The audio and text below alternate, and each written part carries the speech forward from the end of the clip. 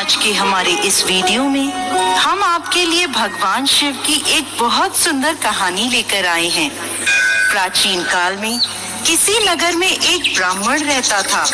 ब्राह्मण के वासुदेव नाम का पुत्र था, जो बुरी संगत में फंसकर पाप करने लगा था।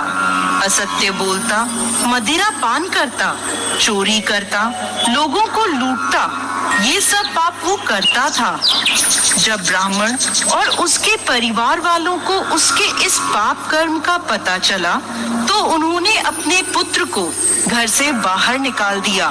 वो पश्चाताप करने दूसरे नगर में चला गया।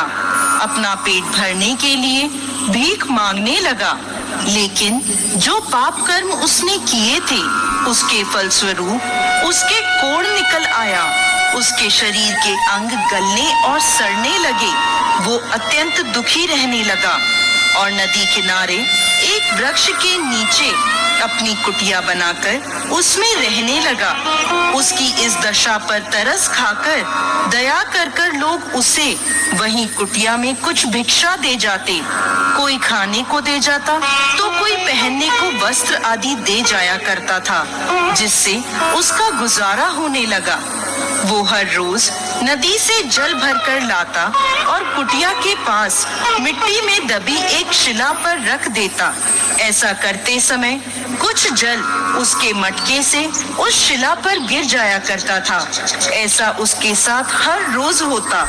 एक बार जब वो नदी से जल भरकर लाया और शिला पर रखा, तभी उसके प्राण निकल गए।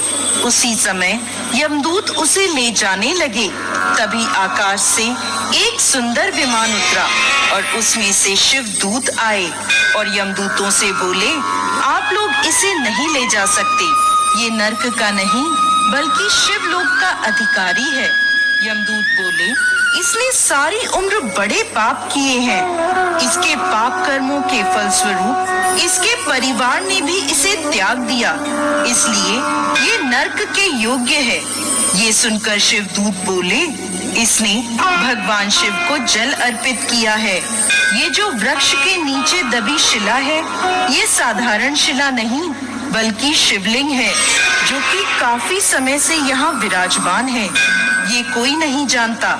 इस ब्राह्मण ने अनजाने में ही सही पूरे महीने महादेव को जल चढ़ाया है, इसलिए ये यमलोक का नहीं बल्कि शिवलोक का अधिकारी बन गया है। ऐसा कहकर शिवदूत उसे विमान में बैठाकर शिवलोक ले गए।